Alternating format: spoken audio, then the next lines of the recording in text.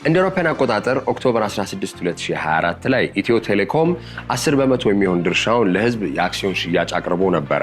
ይሄም ከሆነ በኋላ ከ47000 በላይ የሚሆኑ ፖቴንሻል ወይንም አቅም ያላቸው ገዢዎች ኢንትረስት ወይንም ፍላጎት በማሳየት 3.2 ቢሊዮን ብር መመዝገብ ተችሎ ነበር።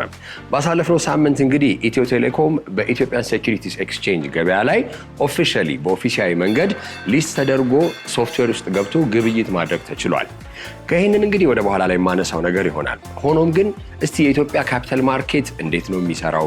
የካፒታል ገበያ ባለስልጣንስ ምንድነው ማንዴቱ ወይንም ስልጣኑ የሚለውን እንመልከት። የካፒታል ገበያ ለምን አስፈለገ? የካፒታል ገበያስ ምንድነው? እንግዲህ የተለያዩ ድርጅቶች ከተመሰረቱ በኋላ ማስፋፊያ ፕሮጀክቶችን ልንላቸው እንችላለን። እንደዚህ ትልልቅ ህንፃዎችን ለመገንባት፣ መኪናዎች ለመግዛት፣ በርካታ ስራዎችን ለማካሄድ ካፒታል ያስፈልጋቸዋል።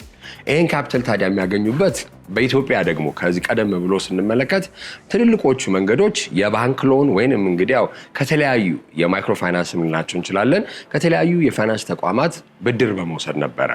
ሆኖም ግን እስቲ በምዕራባዊ ዓለም ላይ ስንመለከት ደግሞ ስቶክ ኤክስቼንጅ ሲባል እንሰማለን። የተለያዩ ዎል ስትሪት እነዚህን ቃላቶች ፊልምም ላይ ይሁን የተለያዩ ውይይቶች ላይ እንሰማቸዋለን።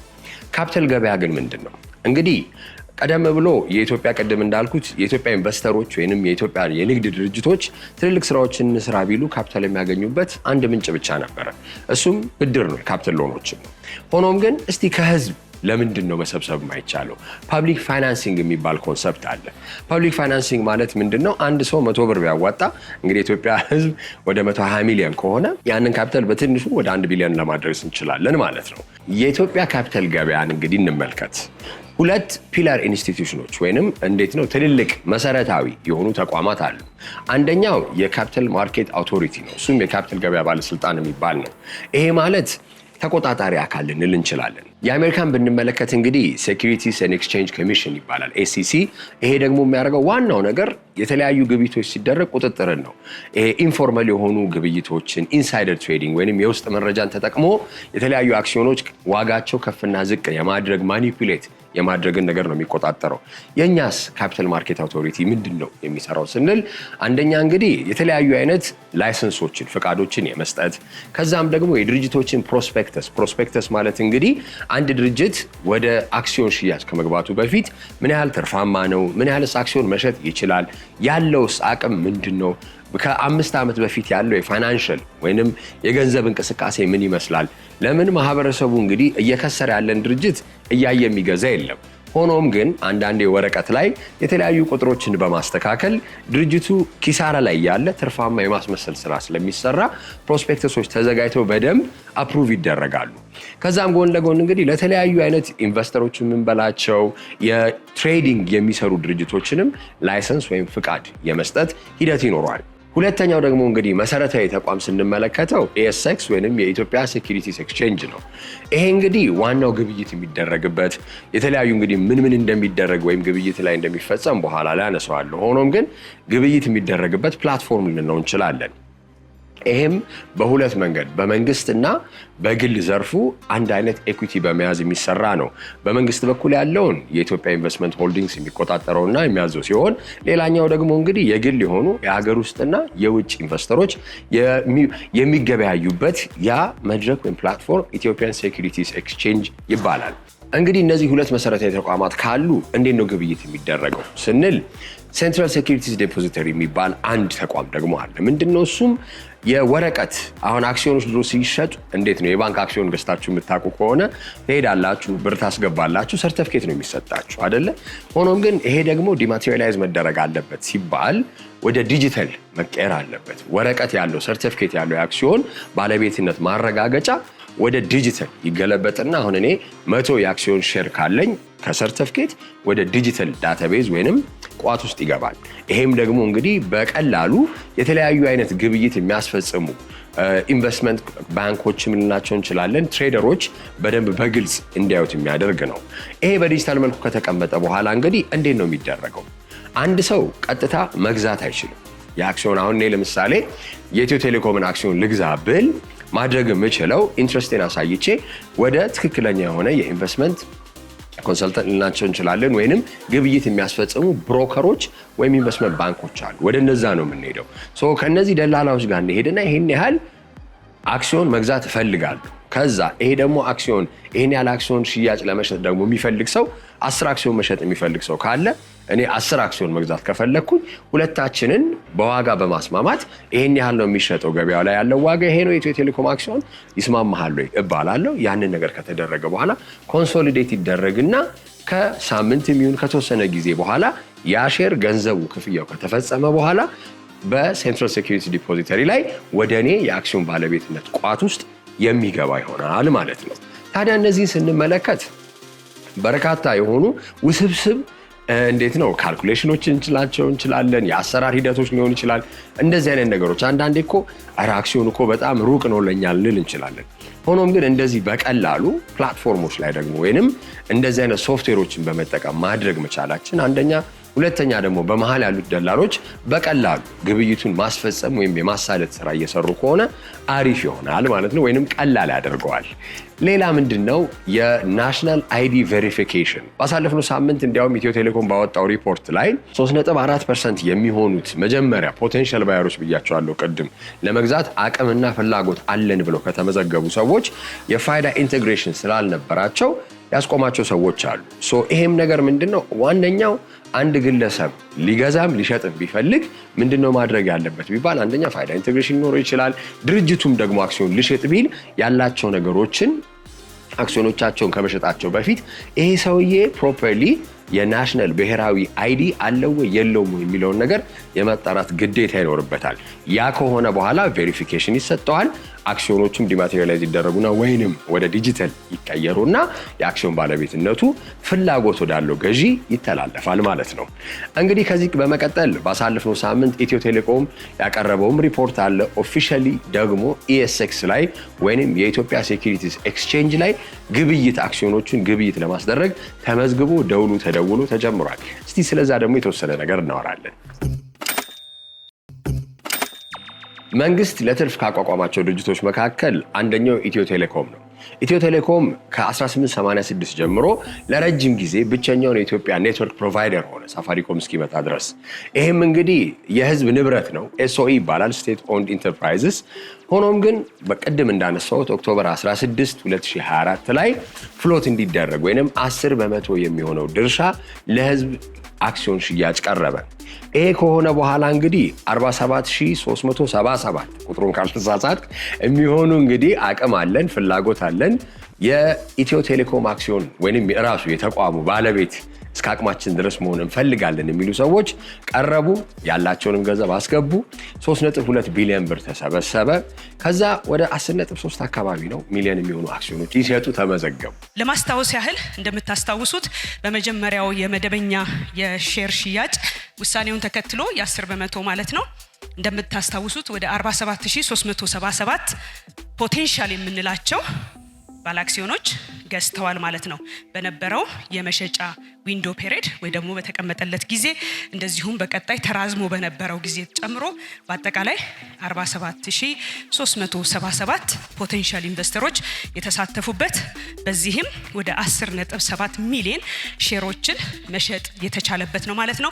በገንዘብ ሲታይ ደግሞ ወደ 3.2 ቢሊዮን የኢትዮጵያ ብር ነበረ ማለት ነው። ምንም አይነት አዲስ ምርት ሲመጣ ወይም አዲስ አገልግሎት ሲመጣ ኦንቦርዲንግ የሚባል አስፔክት አለ። ይሄም ማለት ምንድነው?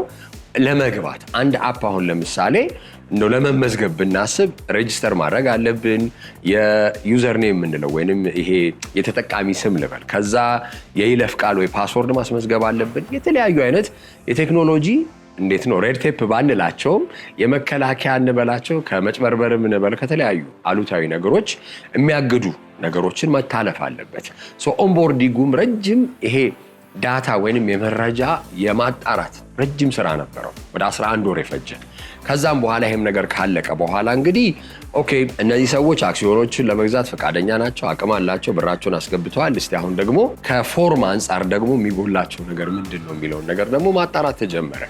ይህንን መረጃ ይዘን እንደምታስታውሱት ዊንዶ ፔሪዱ ከተዘጋ በኋላ ይህን መረጃ ለአጠቃላይ ለማህበረሰባችን ለባለ አክሲዮኖችም ሰጥተን ነበር ማለት ነው። ከዛ በኋላ እንግዲህ የተደረገው ቀደም ብዬ የጠቀስኳቸው ዋና ምዕራፎች የመረጃ ማጥራት የማመሳከር ጉዳዮች ተከናውነው ቬሪፋይ የተደረጉ መረጃቸው ተጣርቶ መሟላት የሌለባቸው ዳታዎች ሁሉ ተሟልተው ቀደም ብዬ ከጠቀስኳቸው ከ47377 ፖቴንሻል ኢንቨስተሮች ወይም ደግሞ ኢንቨስተር ለመሆን በሂደት ላይ ከነበሩት 45 ሺዎቹ ቬሪፋይድ ሆነው ዛሬ ላይ እንግዲህ ከባለፈው ጁን 2025 17 አሎትመንት ወይም ድልድል ካጸደቅንበት ጊዜ ጀምሮ የኢትዮ ቴሌኮም ባለቤት ናቸው ማለት ነው።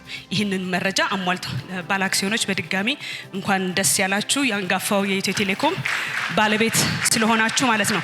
በዚህ ሂደት እንግዲህ እነዚህ 45000 ሰዎች አቅም አለን እንፈልጋለን ብለው ገዙ፣ ቬሪፋይድ ሆኑ ወይንም ተረጋገጡ፣ ባለቤትነታቸውም ተላለፈላቸው። በዚህ ሂደት ውስጥ እንግዲህ 10.1 ሚሊዮን ሼር በመሸጥ ወደ 3.04 ቢሊዮን ብር የሚሆን ካፒታል ሬዝ ማድረግ ችሏል ኢትዮ ቴሌኮም። ይሄ እንግዲህ 96% የሚያክል ከተመዘገቡት ሰዎች እንዲያልፉ ወይንም ቬሪፋይድ እንዲሆኑ እንዲረጋገጡ አድርጓል። ስለዚህ እነዚህ 45000 ባለ አክሲዮኖች በሼር ስናየው ወደ 10.1 ሚሊዮን ቀደም ብዬ ከጠቀስኩት ከ10.7 ሚሊዮን ሼሮች ውስጥ 10.1ዱ ቬሪፋይድ ሆኖ ያለፈበት ነው ማለት ነው። ጥቂት ያላለፉ አሉ ቬሪፋይድ ያልሆኑ ማለት ነው። ለምን የሚለውንም መረጃ ቀጣይስ ቬሪፋይድ ላልሆኑት ወይም ደግሞ የተሟላ መረጃ ላላቀረቡት ቀደም ብሎ በወጣው በካፒታል ገበያና በመንግስት ውሳኔ መሰረት ደግሞ በዚህ የመደበኛ የሼር ሽያጭ ውስጥ እንዲሳተፉ ከታሰበው ስርዓት አንፃር ያልተሳተፉ እነማን ናቸው? ከ47000 የቀሩት ምንድነው የሆነው የሚለውን ቀጥዬም ገልጽላችሁ ይሆናል ማለት ነው። ይሄንን በገንዘብ ስናየው እንደምታዩት እንግዲህ ከ3.2 ቢሊዮኑ 3 ቢሊዮኑ የተረጋገጠ እና ለባለቤትነት ብቁ የሆነ ዛሬም በመናስጀምረው የመገበያያ እንግዲህ ፕላትፎርም ላይ ወደሚቀጥለው ምዕራፍ የሚሻገሩ ባለ አክሲዮኖቻችን ናቸው ማለት ነው። ስለዚህ በቁጥር ስናየው እንግዲህ ወይም ደግሞ ከአጠቃላይ ምን ያህሉ ነው ቬሪፋይድ የሚሆነው የሚለውን እንደው ስዕሉ እንዲኖራችሁ 96% የሚሆነው ቬሪፋይድ ሆኗል ማለት ነው። የዲጂታል የባለቤትነት እንደዚሁም ደግሞ አይዲያቸውን ያገኙበት ሁኔታ ወይም ዲማቴሪያላይዜሽን የተጠናቀቀበት ነው ማለት ነው። ይሄ ከ100% አንፃር 96ቱ በጣም ጥሩ ነው ብለን ልንወስደው እንደምንችል ተስፋ አደርጋለሁ። የኢትዮጵያ ካፒታል ገበያ ባለስልጣን በሂደቱ እነዚህን ቬሪፋይ ስናደርግ እንግዲህ የተለያዩ መረጃዎችን ስንለዋወጥ ቆይተናል። አዲስ እንደመሆናችን ለስርዓቱ እንደ ሀገር እንደ ኢትዮ ቴሌኮም ብቻ ሳይሆን ትልቅ ስኬት ነው ብሎ የገመገመውም ሂደት እንደሆነ ነው የምናስታውሰው ማለት ነው። የቀሩት 3.4% የሚሆኑት ማን ናቸው የሚለውን ዝርዝር መረጃ በኋላ መሰጣችሁ ይሆናል። ነገር ግን በዋናነት የፋይዳ ወይም ደግሞ የናሽናል አይዲ አታች ያላደረጉ ወደ 1646 የሚሆኑ ሼር ሆልደሮች ወይም ደግሞ ፖቴንሻል ኢንቨስተሮች አሉን ማለት ነው። ቬሪፋይ ካደረጉ ያው ወደ ሼር ሆልደርነት ተስፋ አድርጌ ነው ይሸጋገራሉ ማለት ነው። ስቲል ዴር ኢዝ ሩም ብዙ የጎተጎትነን ያለ ነው። ፖቴንሻል ኢንቨስተሮቹን ናሽናል አይዲያቸውን አታች እንዲያደርጉ ወይም እንዲያቀርቡልን ማለት ነው። አሁንም ለነዚህ ኮሙኒኬት ላረግናቸው ለ1646 የሚሆኑ ባለአክሲዮኖች ፖቴንሻል ባለአክሲዮኖች ማለት ነው መረጃቸውን ካቀረቡ እንግዲህ ወደሚቀጥለው ምዕራፍ መሸጋገር የሚችሉበት ይሆናል ማለት ነው።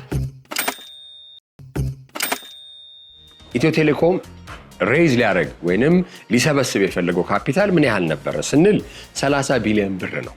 30 ቢሊዮን ብር ማለት እንግዲህ አሁን ደግሞ ካለው ስንመለከት 3.04 ቢሊዮን ነው። ይሄን ያህል ክፍተት 10% ማለት ነው። ኢንትረስቱ ያ ነው። ይሄ ነገር ለምንድን ነው? በተለያዩ ምክንያቶች ይሆናል። አቅም ኖሮ አልኖረው፣ ህዝቡም ፍላጎት ኖሮ አልኖር አይደለም። ሆኖም ግን የተለያዩ አይነት የኢንፍራስትራክቸሮችም ነገሮች ቢኖሩ ያን ነገር ለማስተካከል ተሰርቶ ኦንቦርድ ሆኖ አሁን ኦፊሻሊ ሊስትድ ሆኗል። የባለፈው ሳምንት እንግዲህ ሁነትም ይሄንን ነገር ነው። ይሄ 10% የነበረውን ያፈጻጸም ነገር ምን ያህል ይቀይረዋል ብለን ብንጠይቅ እንዲህ በቀላሉ ትሬድ መደረግ መቻሉ ራሱ እንደ አንድ ጌትዌይ ቀላል በማድረጉ አንድ ሰው ፍላጎት ካለው አክሲዮን መግዛትም መሸጥም የሚችል በጣም ቀላል ዘመናዊና ሴኪዩር ወይንም ደህንነቱ የተጠበቀ የሆነ መድረክ በኢትዮጵያ ሴኩሪቲስ ኤክስቼንጅ ላይ በመደረጉ ትልቅ የሆነ የመግዛትም የመሸጥም ፍላጎት ጭማሪ እንደሚያመጣ እርግጠኛ ነን። ሌላውን ደግሞ እስቲ እንመልከት። የ96% አፈጻጸም ቢሆንም እንዴት ነው እነዚህ 3.4% የሚሆኑ ሰዎች የፋይዳ ኢንቴግሬሽን ባለመኖሩ ነው። እንግዲህ የፋይዳ ኢንቴግሬሽን በምን መልኩ መደረግ አለበት? እንዴት ነውስ? በምን ያህል ጊዜ ነው? እንግዲህ ፍላጎት አለን መግዛት እንፈልጋለን ብለው ያስገቡት ብር አለ። እነዚህ ሰዎች ታዲያ ምንድነው እንዴት ነው ትሪት የሚደረጉት የሚለውንም ነገር መመልከት ይኖርብናል። በጣም ጥቂት የሚባሉ ደግሞ እንግዲህ እንደምታስታውሱት በዋናነት መንግስት ውሳኔውን ሲያስተላልፍ 10% የኢትዮ ቴሌኮም ድርሻውን ለኢትዮጵያኖች ለመሸጥ ነው ውሳኔ ያስተላለፈው በመጀመሪያው ምዕራፍ ውሳኔ ማለት ነው። በቀጣይ እንግዲህ ሌሎች አቅጣጫዎች ሊኖሩ ይችላሉ። አሁን ላይ ግን እንደምታስታውሱት የመጀመሪያው ውሳኔ የተላለፈ የነበረው ኢትዮጵያኖች ይህንን አክሲዮን እንዲገዙ ነው። ስለዚህ ወደ 248 የሚሆኑ ደግሞ ኢትዮጵያን ያልሆኑ በዚህ ተሳትፈዋል። በመሳተፋቸው እጅግ በጣም ደስ ነው ያለን። ባለቤትም እንዲሆኑ እንፈልጋለን። ነገር ግን መጀመሪያ የወጣነው ስርዓት ወይም ደግሞ ውሳኔ ይህንን አኮሞዴት እንድናደርግ አልፈቀደልንም ማለት ነው። ስለዚህ ቀደም ብዬ የጠቀስኳቸው እንግዲህ አጠቃላይ 3.4% እነዚህ በሁለቱም ናሽናል አይዲ ባለማቅረብም እንዲሁም ደግሞ ኢትዮጵያኖች ባለመሆናቸው ወደሚቀጥለው ወደ መጨረሻው ምዕራፍ ወደ ባለቤትነት ያልተሸጋገሩት ማለት ነው። እንዳልኳችሁ እንግዲህ ተመላሽ እናደርጋለን የሼር የገንዘባቸውን ማለት ነው። እንደዚሁም ደግሞ ለሂደቱ ሲከፈል የነበረውን የሰርቪስ ፔይመንትም ጨምሮ የአገልግሎት ክፍያ የምንለውን ተመላሽ የምናደርግ ይሆናል። የናሽናል አይዲ ማስረከብ የሚችሉትን ግን እነሱንም እንደዚሁ ማስተናገድ እንችላለን ማለት ነው። በአጠቃላይ ስናየው የኢትዮ ቴሌኮም የአክሲዮን ሽያጭ 10% ድርሻ ለህዝብ ከቀረበ በኋላ ኢንትረስቱ ትልቅ ቢሆንም ስቴት ኦንድ ኢንተርፕራይዝ እንደመሆኑ መጠን ደግሞ ሬጉሌትድ ወይንም በደንብ ቁጥጥር በተሞላበት መንገድ ነው የትኛውም የአክሲዮን ሽያጭ የሚደረገው። ከዚህም አንጻር እንግዲህ የትርፍ ወይንም የዲቪደንድ አከፋፈልን ብንመለከት ጁላይ ላይ ወደ 2025 ወደ ኋላ ስንመለስ ያስመዘገበው ትልቅ ትርፍ መጠን ቢኖርም ኢትዮ ቴሌኮም ዲቪደንዱን ቀጥታ ያኔ ኦንቦርዲንጉ ስላላለቀ ወደ መንግስት ነው የገባው። አሁን ግን ያለው የበጀት ዓመት በሚያልቅበት ሰዓት ሰኔ 30 ላይ እንግዲህ ክብርት ዋና ስራ አስፈጻሚውም እንደተናገሩት እንዴ እርግጠኛ ሼር ሆልደር እስከሆነ ድረስ ዲቪደንዱንም የመቀበል የመካፈል መብት ይኖረዋል ማለት ነው። ከዚህ አንጻር ስናየው አሁን ኢትዮ ቴሌኮም ባለቤት ወይም የአክሲዮን ባለቤት የሆነ ሰው በአሁኑ ሰዓት እንግዲህ ሰኔ 30 ሲመጣ የፊስካል ይሩ በሚያበቃበት ወቅት የአፈጻጸም ሪፖርት ቀርቦ የሚቀርበውን ትርፍ ከታየ በኋላ እንደየ አክሲዮን ድርሻ መጠኑ ትርፍ የመካፈል መብት ይኖረዋል ማለት ነው። ክፍፍልን በሚመለከት በሀገራችንም የንግድ ህግ እንደምታውቁት ደግሞ አሁን በአጠቃላይ አንድ ተቋም ሼር ካምፓኒ ከሆነ በኋላ የሚከተላቸው ስርዓቶች አሉ። ከዚህ ቀደም የነበረውን የልማት ድርጅት ሙሉ ለሙሉ በመንግስት ይዞታ በመሆኑ የሚከተላቸው የነበሩ አሰራር ስርዓቶች ነበሩ። አሁን ደግሞ እንደዚሁም እንግዲህ ማህበር ሆኗል። ኢትዮ ቴሌኮም ሼር ካምፓኒ እየተባልን መጠራት ጀምረናል ማለት ነው። ስለዚህ ድልድሉ መቼ ነው የተጠናቀቀው የሚለውን ነው መጀመሪያ መመለስ ያለብን። ከድልድሉ በኋላ እንደዚሁም የካፒታል ገበያ ያደረግነውን ድልድል ካጸደቀው በኋላ ነው ወደ ባለቤትነት የተሸጋገሩት ያልኳቸው ቀደም ብዬ ጠቀስኳቸው ዋና ዋና ምዕራፍ የሚባሉ በጣም አሳጥሬ ያስቀመጥኳቸው የነበሩ የዛሬውን የምስራቻችንን በሌሎች መረጃ ብዙ እንዳላጭቅባችሁ በማሰብ ነው። አለወትሮዬ የኢትዮ ቴሌኮምን ቁጥሮች እንኳን ከስተመር ቤዝም አላሳየኋችሁም። ዛሬ እንደናንተ እንዲደርስ የፈለኩት እንደ ተቋም እንደ ኢትዮ ቴሌኮም ዋና ስራ አስፈጻሚና እንደዚሁም ደግሞ አጠቃላይ በዚህ የካፒታል ገበያ መስረታ ውስጥ ስናደርግ የነበረውን ሂደት እንድትረዱ ስለስፈለገ ነው ማለት ነው። ስለዚህ አሎትመንቱ የተከናወነው በባለፈው እንግዲህ በዚህ በጀት ዓመት ውስጥ ባለቤት ሆናችኋል ያልኩበት ምክንያት ለዛ ነው። ይሄ በጀት ዓመት ሊጠናቀቅ 35 ቀን ቀርቶታል። ስለዚህ የዚህ በጀት ዓመት ውስጥ ስለሚኖረው ትርፍ እና እንደዚሁም ክፍፍል ይመለከታችኋል፣ ባለቤት ናችሁ ማለት ነው። ስለዚህ በጀት ዓመት ሳይጠናቀቅ ትርፍ ክፍፍል አልተከናወነም፣ አልተከፈለም እንደዚህ ነው የሚለው ነገር ከመረጃ ጉድለት የተነሳ የመጣ ጥያቄ ይመስለኛል። ይሄ ለኢትዮ ቴሌኮም ብቻ ተብሎ የተዘረጋ ስርዓት አይደለም። አጠቃላይ የንግድ ህጉ የሼር ካምፓኒዎች የሚመሩበትን ተከትለን ነው እየሰራን ያለ ነው ማለት ነው። ስለዚህ የተቋማችን የቢዝነስ ካላንደር ቀደም ብዬ ስጠቅሰው በምክንያት ነው ከመቼ እስከ መቼ ነው የሚለውን የጠቀስኩት ማለት ነው። ከሐምሌ እንዳልኩት እስከ ሰኔ ወይም ደግሞ አጠቃላይ ግንኙነታችን ከአገር ውስጥ ካሉ ኩባንያዎችና እንደዚሁም ደግሞ ተቆጣጣሪ ባለስልጣናት ጋር ብቻ አይደለም። የኢትዮ ቴሌኮም ግንኙነት ዓለም አቀፍ ላይ ካሉ ከ776 ኦፕሬተሮች ጋር እንደዚሁም አምራቾች ጋር ከበርካታ ተቋማቶች ጋር እንገናኛለን። ቅድም ጽዮንም ስትጠይቅ እንደነበረው ከፋይናንሰሮች ጋር እንገናኛለን። ስለዚህ መርሃችን የምንከተለው የፋይናንሻል ሲስተማችን IFRSን ተከትሎ ኢንተርናሽናል ሪፖርቲንግ ስታንዳርድ ተከትሎ ነው የሚሰራው። እንደምታስታውሱት እንግዲህ ለባለፉት 7 ዓመት ኤክሰፕሽናሊ ማለት ነው ፕላቲኒየም ታክስ ፔየር ሲሆን ኦዲቱን ጽድት አድርጎ ሰርቶ በጊዜ እያጠናቀቀ ጭምር ነው ማለት ነው።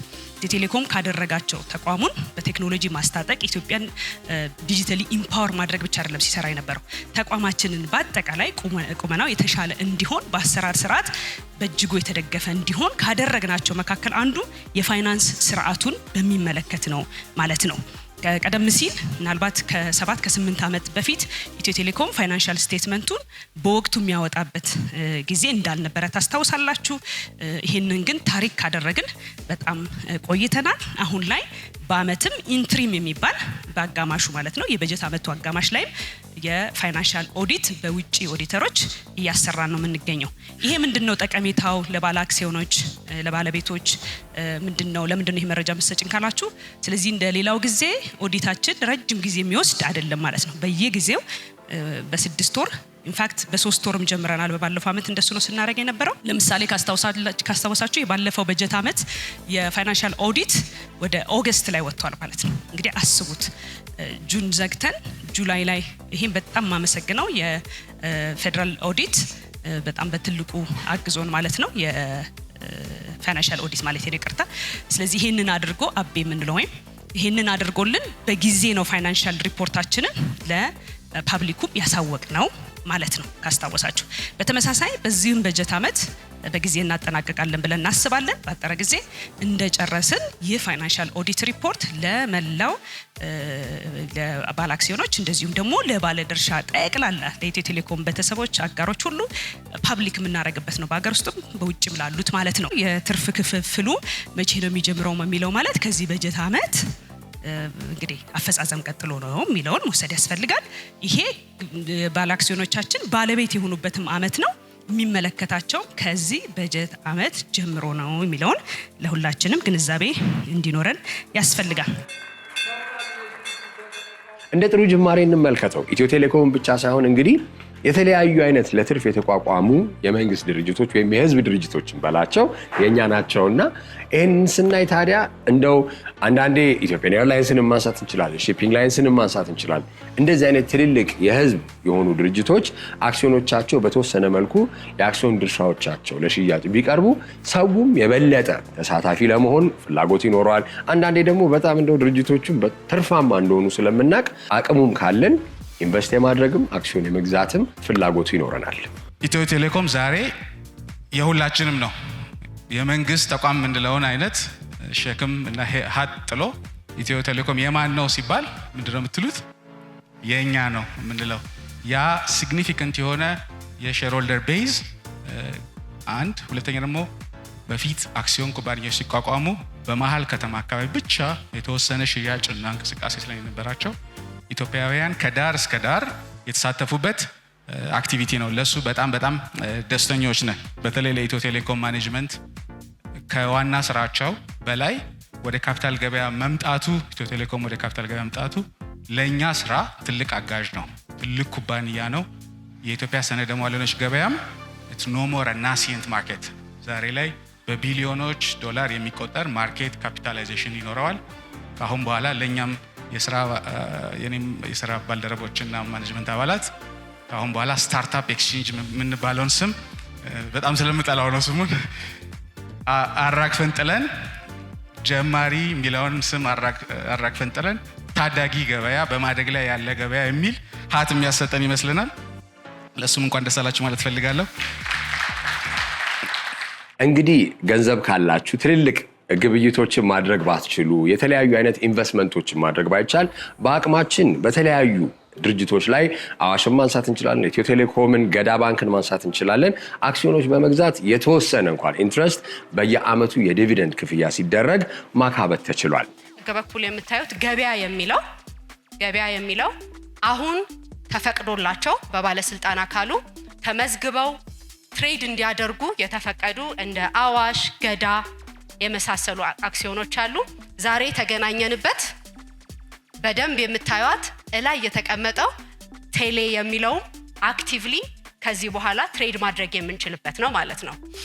መሃል ላይ ስታት የሚለው ግብይቶች በሚካሄዱ ጊዜ ንቅናቄዎች ታያላችሁ፣ ግን አሁን ስለሆነ ደውሉን የደወሉት ከዚህ በኋላ አክቲቭ የሆነ ሙቭመንት እናያለን ማለት ነው። የዛሬው ታሽቀላ ይመስል ነበር። በሚቀጥለው ሳምንት እንገናኝ። መልካም ጊዜ።